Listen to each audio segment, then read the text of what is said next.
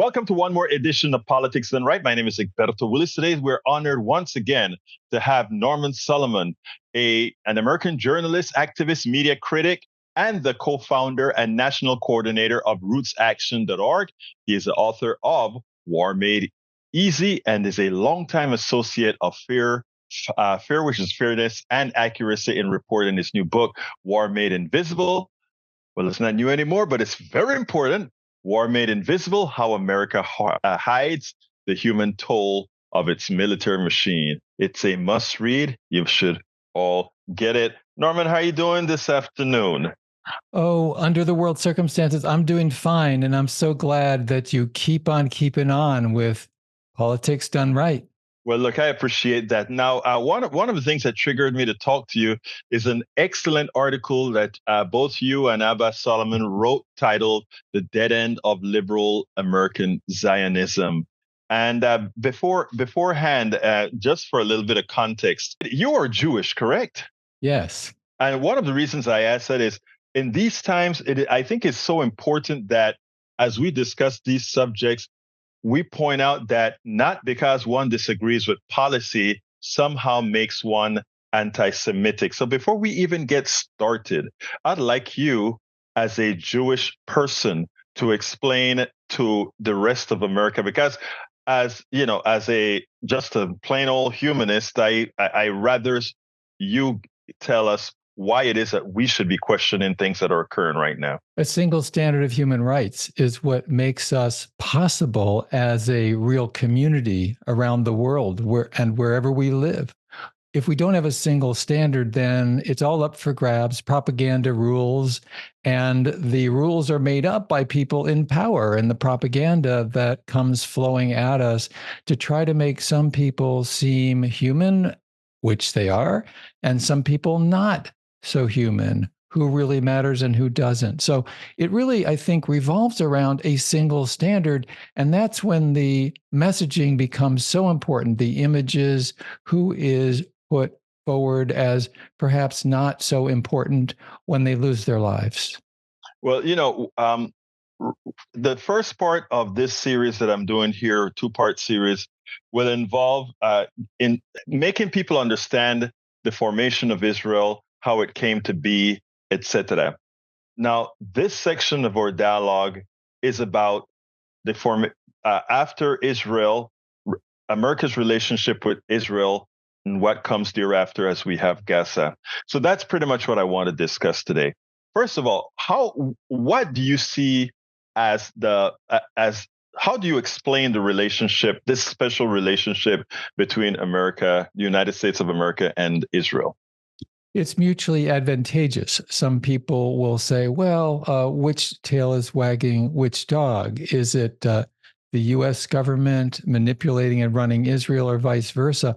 I think it's both. And as is so routine in terms of relations between nation states, what is going on in terms of the motivation and the geopolitical agendas is really being pursued by each country for what they perceive, or I should say often what the elites of those countries perceived as being advantageous. And so Israel's formation, of course, was supported by the United States in 1948 and so forth. And the relationship, while sometimes a bit contentious, has really been that of allies. And we should keep in mind that, for instance, almost a decade ago now, the United States government embarked in this really extraordinary deal, unprecedented, $3.8 billion with a B dollars every year of military aid for 10 years, sort of locked in. And of course, Egberto, as we've seen in the last 7 months, the U.S. has boosted that amount by a large margin, most recently, about $17 billion, again, of military assistance to Israel. So it's an extraordinary outlay of money. And I would sum up that from a military and geopolitical standpoint, these two countries are helping each other in enormous ways. Intelligence gathering, testing out weapons, attacking other countries at times, using, in a sense, the Israeli military as an extension of the United States war machine. Now, in effect, and tell me if I'm overboard here, but there's no Israel without America? That's not overboard. As a matter of fact, the stats tell us that at least 80% of the weapons being used by Israel in Gaza in the last 7+ months, 80% coming from the United States. And generals are very clear and have said this publicly in the Israeli military that without US military aid, it would be literally impossible for the Israeli army to do what it has been doing in Gaza.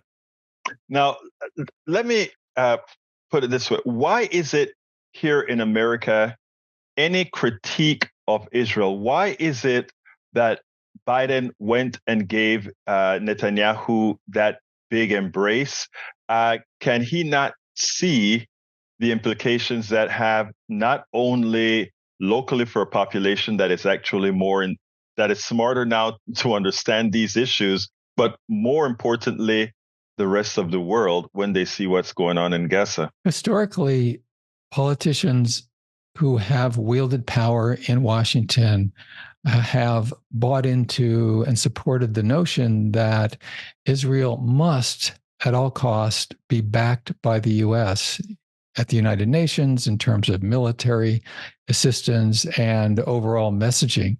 And so the diplomatic, political, military support that's come from the US has been sort of a reflex. When you look back to the 1970s and 80s in the Senate, for instance, Joe Biden has vehemently said that the United States must support Israel. And part of the messaging is that as the quote unquote Jewish state, it's essential for the United States to support, we're told, Jewish people, and that means supporting Israel.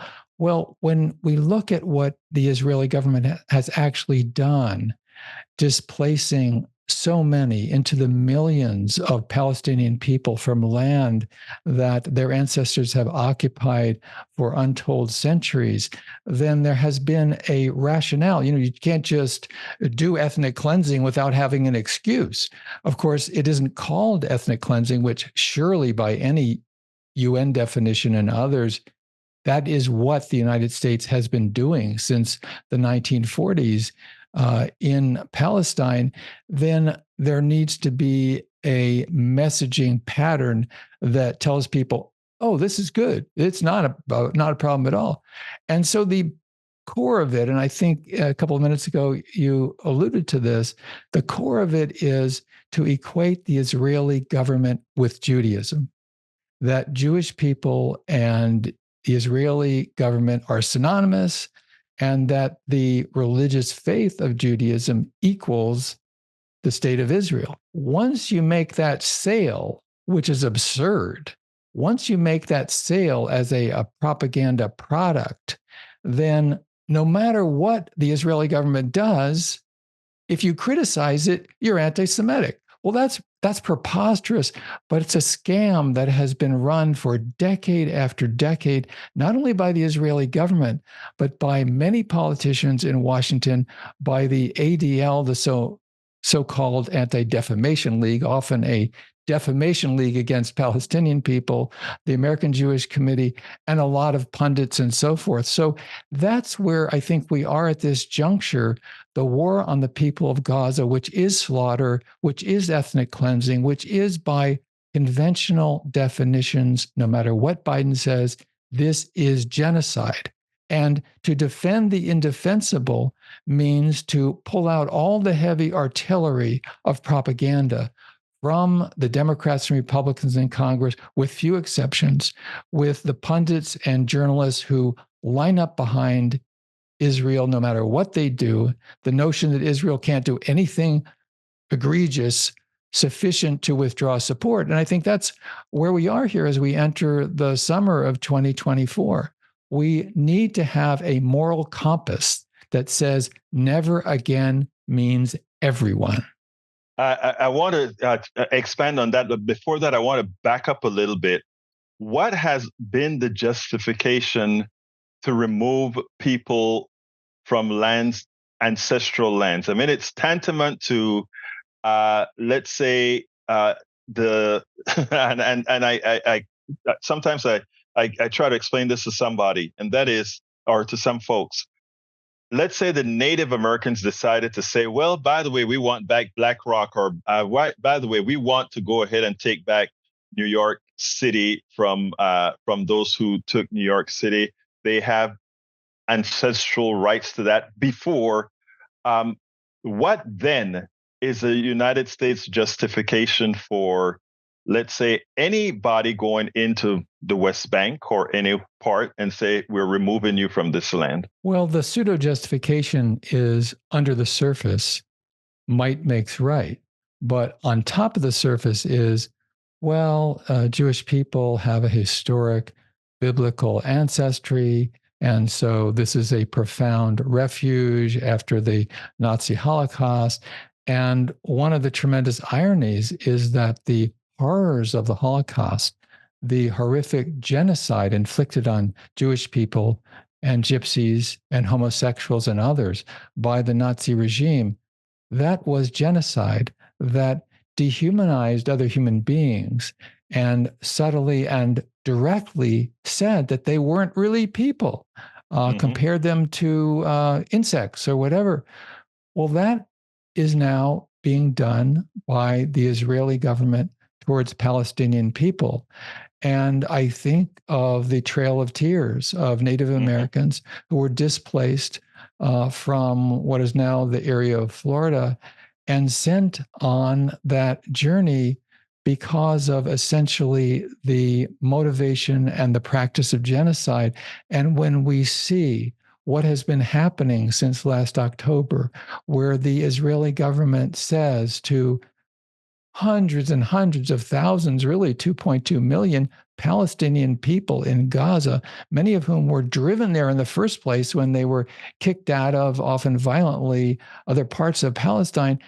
The Israeli government has said repeatedly, you must go from area X to area Y, and then bombs area Y, and then says you must go from area Y to area Z, and then bombs area Z. So this is a methodical effort by the government and the ruling circles, you might say, of Israel to exterminate Palestinian people. I don't say that lightly, but when you look at the use of, for instance, starvation as a weapon of war, it is beyond reprehensible, and yet it is what is going on. And while we've had certain members of Congress, for instance, the Senators Bernie Sanders and Chris Van Hollen, naming it for what it is, overall, we have the so-called leadership of the Democratic and Republican parties in Washington pretending that this isn't really happening.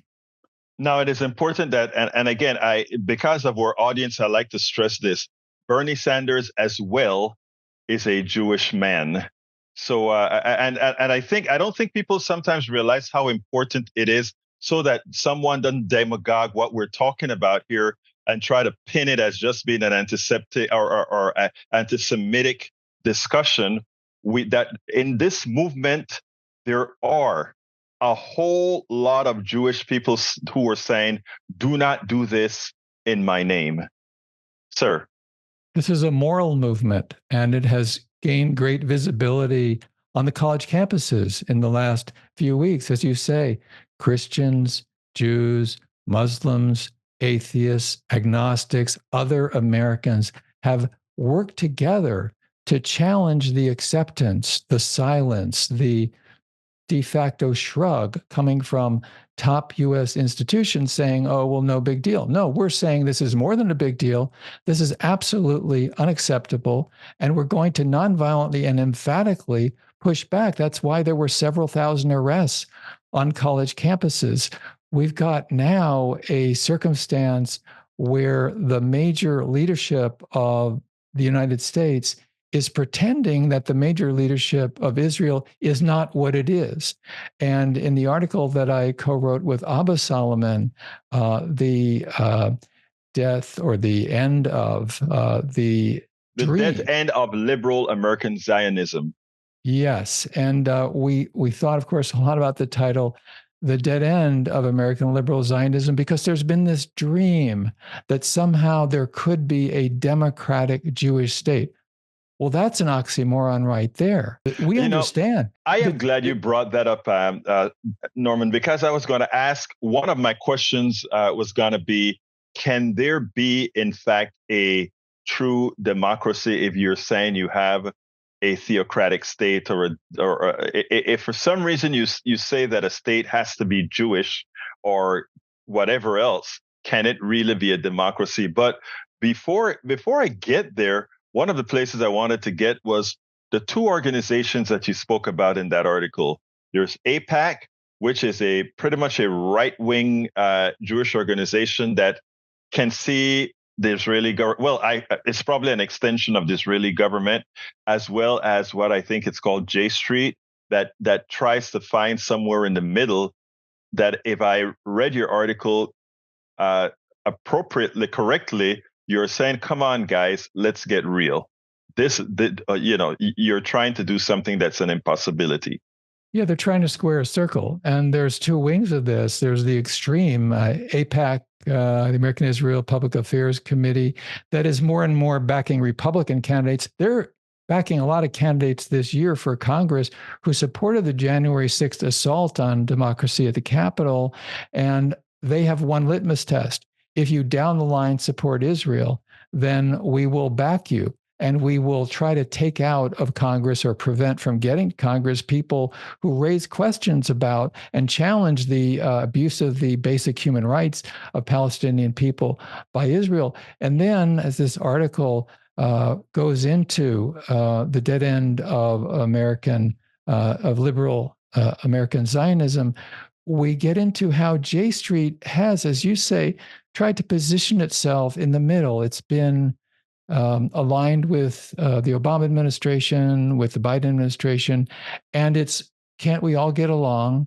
It's, let's have a thriving democratic Jewish state and a two-state solution for Palestinians. But we don't get to have, unfortunately, the Israel in a fantasy, what our article calls like the gaslit fantasy of what Israel is. We have the reality of Israel, which is fascistic. I don't say that lightly. When you look at what is happening now, the overwhelming support among Israeli people for continuing to slaughter civilians in Palestine, in Gaza, and also the increasing vigilante activity in the West Bank, this is not an exaggeration. This is the worst days of Jim Crow in that region of the West Bank. It is like the Klan, the KKK running the region. We have these racist, these vicious, ethnocentric fanatics who have free reign now, and they're terrorizing people in the West Bank because they're Palestinian. These are Jewish nationalist extremists. So I get back to that core. There's a saying in the blues, you might feel like you're getting lost, but you won't if you know the blues. In all this politics, we might feel like we're getting lost if we lose our moorings. There's such a crossfire of political rhetoric and propaganda and accusations and falsehoods. But if we stick to the core of a consistent standard for human rights, we won't get lost. I think your voice is so important and I think must be heard. Unfortunately, it's only being, well, I shouldn't say unfortunate because, we are the truth. I mean, it's not getting the airwaves that it should be getting elsewhere in our mainstream media. I don't think I've seen you on MSNBC, CNN, ABC, CBS, or any one of these places recently. It's been many years. When I was attacking the Bush administration, I was getting on places like C-SPAN or MSNBC. We have not a consensus. There's some cracks in the walls, but sort of a circling the wagons, so to speak, by the pro-Israel forces. And not that they all agree with each other, but it's not only the Jewish Zionists, it's the Christian Zionists who arguably even have more effect on U.S. foreign policy. There's a particular, I think, convoluted but very often heartfelt belief among Christian Zionists that you need to support Israel because of Jesus and the New Testament and what it says about Palestine. And so there's this confluence, you might say, of motivations. So you've got the Jewish Zionists, you've got the fanatical right-wing Christian Zionists who, ironically enough, many of them pal around with and build alliances with Anti-Semitic. anti-Semites Yes. with neo-Nazis. But frankly, that's not too surprising. It's not out of sync with what the Israeli government has done. And just in a nutshell, if you go back to the 50s, 60s, 70s, 80s, the Israeli government has been aligned with some of the most vicious, racist, horrific, repressive regimes on the planet. In Guatemala, Rios Mat's regime, South African apartheid regime, Pinochet in Chile, and on and on. We've had this record of Israel saying, the enemy of my enemy is my friend, and whatever happens, we're going to align ourselves with some of the most terrible regimes on the planet if only we can cut a deal. And I think that's happening now. With There's Saudi a strong Arabia. effort. Yeah. Yeah, you're right. Yeah, you're right, like 3 seconds ahead of me there. Yeah. Saudi Arabia is there's tremendous messaging now coming out of Washington and Israel. We've got to cool our jets a little bit in Gaza, sandpaper the rough edges, at least in terms of the image, so that the Arab street, so to speak, won't be so outraged to prevent the Saudi dictators to cut a deal with Israel. And we're told that's supposed to be a good thing. You know, there's been the so-called Abraham Accords, where the U.S. broker deals with some of the what do you call them? The sheikdoms, the oil, tiny little countries run by these vicious dictatorship oligarchs in the region that just are rich from oil that they rip off the rest of their population. They get incredibly billionaire rich. And ironically enough, it's called the Abraham Accords. And Abraham, if we remember that story early in the Old Testament, Abraham is the first Jew, we're told, and then there's Isaac, and then there's Jacob. Okay, well, there's the story of Isaac, where Isaac, according to the Bible, is told by God to kill his own son. And that's supposed to be a good thing. We have these deep intersections between geopolitical agendas that are often so vicious and so cruel, with an alliance with theocratic beliefs in this, that, or the other. You know, coming close to the end here, I want to ask you about the ICC recommendation for the arrest of both Netanyahu and the leaders of Hamas. And I tell you something, the thing that amused me the most, and I really got amused, when somehow what really bothered the Israeli government was that Netanyahu was placed on the same plank as Hamas.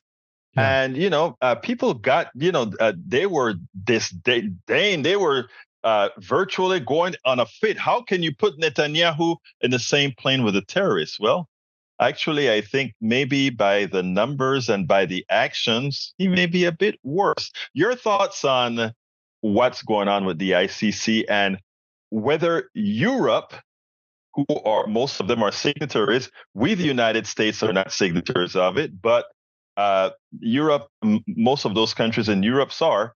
What do you think is going to be the outcome?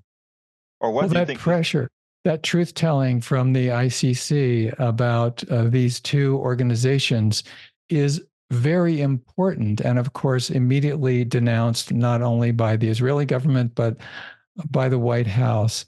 The reality is that in this conflict, there have been two terrorist organizations, Hamas and the Israeli government.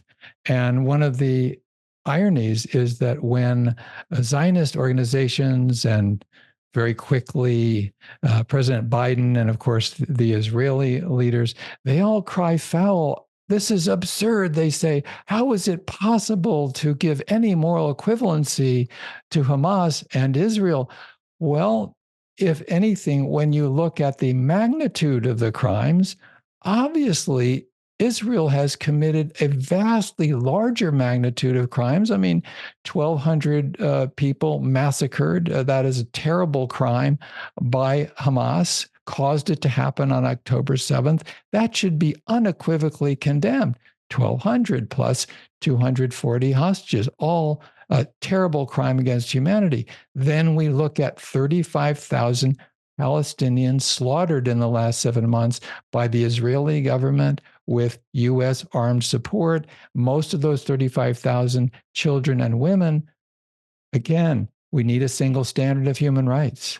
And then you destroy the infrastructure for continued survival. Schools, hospitals, plants, factories, all gone. How does a society survive? Now that, in a lot of ways, in my opinion, is what called collective punishment, a crime against humanity, as well as almost a ticket to say, we leave you nothing here, you've just got to go. It's a textbook, horrific textbook instance, history in real time of ethnic cleansing and genocide. And the denial coming from the top of the US government really tells us a lot about the capacity of a society to whistle past a graveyard that they are filling with human beings. They are putting out a welcome mat for the Grim Reaper and then saying how much they value human life. That is sad. Now, before I ask the last question, which you know what it is, what should I have asked you that I didn't? I want to make one statement, and that is, people wonder why we are not signatories to these things like the ICC, etc. Israel looks at America, and many times Israel have to say, "How are we doing anything differently than you've done?" I'm from Panama, Central America, and America wanted to get one person, Manuel Antonio Noriega. And for that, depending on which sources you got, 1,000, 4,000, or 10,000 Panamanians got killed in the process. Indiscriminate bombing to get one guy. What should I have asked you that I didn't? Well, that's an instance of what unfortunately has been a pattern, modern, recent decades of gunboat diplomacy, where, among other things, the U.S., meanwhile, poses as the victim, as the righteous sheriff of the hemisphere. Drug dealing? Well, the U.S. Worked with Noriega until it didn't because of the geopolitical shifting of alliances in Central America.